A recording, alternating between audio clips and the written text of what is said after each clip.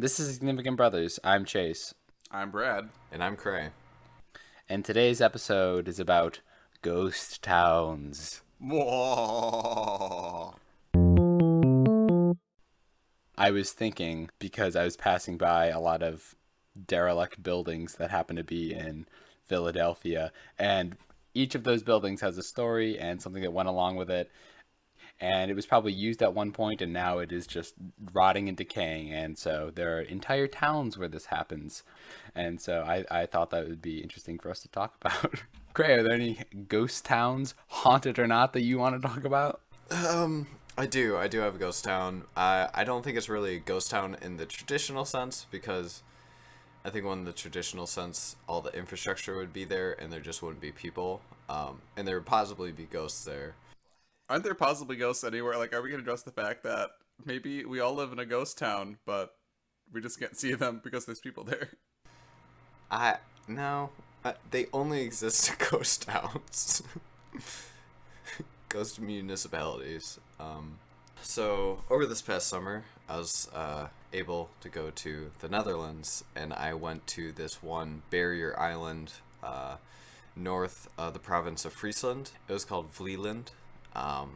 And it had only one town on it, Oost-Vlieland, which just means East Vlieland.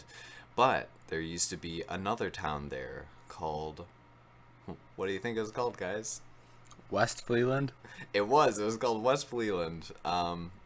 It's the entire island. It's kind of like Mackinac Island. It's really pretty, but there's an expansive sort of dune area that you can hike around. So, West Vlieland was probably established somewhere on this island in the 13th century. And then East Vlieland, or Oost-Vlieland, was younger, probably built somewhere in the 16th century to accommodate, overflow population on an island. So it was a pretty normal town. It had a mill for, storing food, had a town hall, a house for poor people, and some beer breweries, which is kind of cool. They had their own little microbrew going on up there. And then many inhabitants mainly relied on, fishing or whaling in the Arctic, or raising goats on the island, because the soil was only good enough for pastures, and they weren't rich enough to afford cows, so they had goats. So, let me send you guys a picture to give you a good idea what I'm talking about. That is a picture of current day Vlieland and past Vlieland around 1680, and as you can see, there's sort of a problem with building your house upon the sand or building your house on a barrier island, is because naturally they're dynamic things. They will move unless you do something about it, unless you can somehow control how sand is deposited one way or another. It'll move. So when building on a barrier island, there's places that you can build and there's places that you can't build.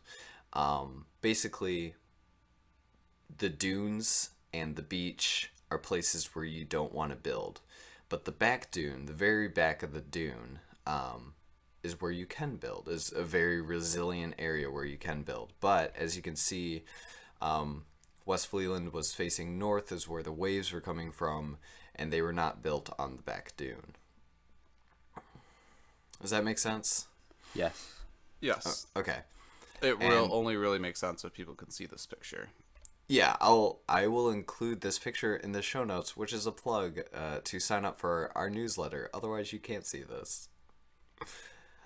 It sounds unfair, but I'm sticking by it, guys. These islands tend to move to I believe it's to the east, because the waves don't hit the islands at a direct angle. It'll hit it at a slight angle, so it'll become eroded on one side and deposited on the other. Mm-hmm. So that's eventually what happened, is sort of around sometime in the late 17th century, these winds and these waves eventually kind of exposed West Fleeland as a beach facing the North Sea, totally exposed to the elements. So in 1714, they were totally devastated by a storm. And then by 1736, the last West Fleelanders left the village. And today is currently 27 meters under sea level. Wow. Wow. That's crazy. You can apparently still find some bricks in the area. Possibly maybe washed ashore or something, but I didn't find any when I was there. So is that so there's still currently a city on the island? Yes. There's just one at the Oostvlieland, and it's a nice place. They are built, from what I remember, they are built on the back dune. So they should be good, but again, it's a barrier island. Brad, do you have any ghost towns that you'd like to talk about? Yeah. Do you guys remember that Disney Channel original movie called Halloweentown? Yes, actually. I do. That's what I'm talking. Oh. It is a town full of ghosts. No. Mine, like Craze, isn't a ghost town in the traditional sense. In fact, my ghost town has existed since 2005. And this is becoming kind of a common thing in China right now, is that China builds these towns, or these cities, it's more of a ghost city for people to move into, and then they don't. Why don't they? Why don't they? Good question. Back in 2000, around 2000, maybe a little bit sooner than that, maybe a little bit after, there was a large coal field discovered in Kanbashi, which is in the Ordos region of New Mongolia of China. Is that in North China? It is North China. It used to belong to Mongolia, but because China's China and Mongolia is Mongolia, China just ended up taking it over because they're more powerful than Mongolia is. That's fair. Is it fair? I don't think it's fair. It's objectively fair. It's the golden rule. Whoever has the gold makes the rules. That's kind of true. So they discovered this large coal deposit. I think it's the third largest coal field in China. And due to the fact that even 20 years ago, we were still really gung-ho on fossil fuels. They're like, hey, let's build a city right here so people move here because there's gonna be so much money in this coal.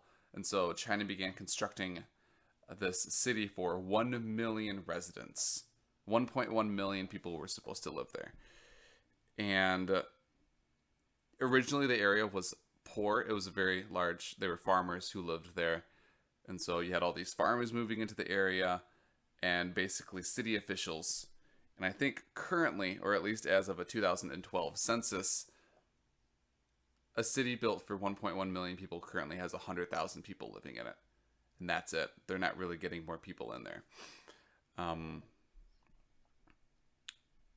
So 100,000 people sounds like it's a lot. But when the city's built for 1 million people, it's only 10% full. So the infrastructure, like as far as like buildings go, there's a ton of vacant buildings probably. A lot of vacant buildings. There's a lot of empty sports arenas they decided to build. They do have... Yeah, I know. It's like...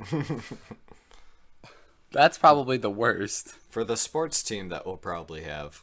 Time did a photojournalistic exploration of this city. And kind of when I was going through the pictures, it reminds me of looking through pictures of North Korea's capital city. How do you pronounce that? Pyongyang? Pyongyang. Reminds me of looking at pictures of North Korea and its cities and just seeing how empty and cold they look. Yeah, they're filled with a lot of art, but the art seems almost really industrial and not life-giving. And maybe it's just because there aren't a lot of people to accompany the art and the pictures I'm looking at. But the city, in addition to its lack of people, just looks really, really dead. So you'd probably say like half the population is people, and then the other half is ghosts. Yep. One of the really cool things about the city, though, is even though 90% of the population in this region of China are native Chinese and 10% are Mongolian, because the region did belong to Mongolia in the past, it's almost like a big tribute to Mongolia. There's a lot of horses, some tributes to the great Khans of Mongolia. Even going through the airport, it's just like there's murals of Mongolia in there, even though not a lot of people who live there are native Mongolians. Would you ever visit this town? Did it have a lot of anything that appealed to you? The only thing that really appealed to me about the city was how empty it is. And I think doing urban exploration in this city would be very cool. Reading some of the articles, Atlantic did an interview with someone who did a documentary on this region, and then I don't like using Gawker as a reliable source, but their Gizmodo portion did a long article on someone who visited the city as well. And when people visit the city, they're all very, very excited to show people around. But one thing they noted was they went to, like, hey, where's a good place to eat? So they showed them a place to eat. And a lot of the food there was all cold food. Because they don't want to, like, there's not really a lot of chefs there. People upkeeping restaurants, because who's eating in these eateries? No one, because no one lives in these cities. So they don't really keep a lot of chefs on tap and stuff. I understand that, but at the same time I don't, because there's still 100,000 people. That's like still a good chunk. I guess if you're so spread out, then Yeah, it may not feel like 100,000. probably. At least you never have to fight for a spot in a coffee shop. Parking spaces abound. Rush hour isn't half bad. So guys, the one thing we can do to help this city grow and lose its given ghost city status is that we should all use more fossil fuels. Right. Yes. Yep. Yeah. They're also trying to do a couple of other things to get the city more booming. They're moving in a lot more high schoolers, which I think is interesting. They just built a new school there, and they're trying to make it a place for education almost. Just gonna move kids in. Yeah, I don't know. It's almost like, oh, let's turn this into a boarding school type thing. Oh, They're going to have the coolest sports fields. Yeah, our nearest rivals, they exist over 100 miles away. And that is the city of Kanbashi, the modern-day ghost city of China. All right, Chase, what is your ghost town? My ghost town is as traditional as it gets. I decided to go with an old mining town in California. It is called Bode, California. At its peak, it wasn't quite urbanized, and it was just barely industrialized. It was originally a small camp of people mining in a mine, and then they discovered that this mine goes really deep, and there's a lot of coal there, so we need to have more people come. And naturally, when the people came, so did the town. So they brought their families, and they had about 70 saloons for about 7,000 people. 70 saloons. Get your mind around that, guys. 70 saloons. For how many people again? So, guys. That's All like right. one for every 10 people. Yeah, so there was about 200 restaurants, 2,000 buildings in this place, and it used to be one of the biggest towns in California. It was rivaling Los Angeles and San Francisco at the time. 1879 was about where it hit its peak. Get out of town. Oh, gosh, Brett. That is a So- lot of saloons, though, for like Yes. 7,000 people. Yes, and there was not a single church. Oh, well. I guess that's why they had so many saloons. Yeah, they had to do something on Sunday mornings. But every year it churned out around $34 million worth of coal. I assume that's adjusted for inflation. So, it grew very rapidly. 1879, they got like 7,000 people. 1883, everyone left because the mine ran out of coal. And just like most towns where you have only one industry, and when that industry fails, everybody else leaves. I'm talking to you, Detroit. There were still people who stuck around, like families and everything, but there wasn't like a ton of industry, and it continued to shrink until about 1915. The U.S. had said this isn't even a town anymore, but people still continue to mine. The last year that the mine was open, it made around $6,500. Oh, shoot! I've lied. I just remembered this is not a coal mine, it is a gold mine. Oh, no. Which would explain that. So, yes, they were a gold mine. So in the 1940s, the U.S. passed a thing that said all unnecessary gold mines must close. And I don't know what their definition of unnecessary was, but $6,500 worth of gold is a little bit unnecessary. So with that, it was the final nail in the coffin, and the place finally died out. So it was the end of an era, and it was one of the situations where the people could not live there without the town, and the town could not exist without the people. But this place was home to some interesting characters. There was a group of people called the 601 Vigilantes. Okay, so let me set up a story. There was this guy named Joseph DeRoche. He was at a party for the miners' union, and he was dancing around. He started dancing with this one guy's wife. His name was Trelawney. And Trelawney told his wife that he specifically didn't want people dancing with her, and she disobeyed. And so the guy started dancing with her and then left the place early, and then stalked this lovely couple while they were going back to their house, and he shot her husband in the head and ran away from town. And then this group of people known as the 601 Vigilantes brought him to town. They had a very, very quick trial for him and then hanged him by the neck. They were not law enforcement officials. They were just people who wanted justice where justice was sought. And the name 601 means 6 feet under, 0 trials, 1 rope. Oh, wow. That sounds terrifying. It sounds like really just classic ghost town law enforcement. Yes, and like a Western gunsinging place with like yee-hawing and stuff. Yes, absolutely. If there's any wonder to why this town was bad, there were not that good of law officials, and the judge who oversaw this trial, his name was Judge Lynch.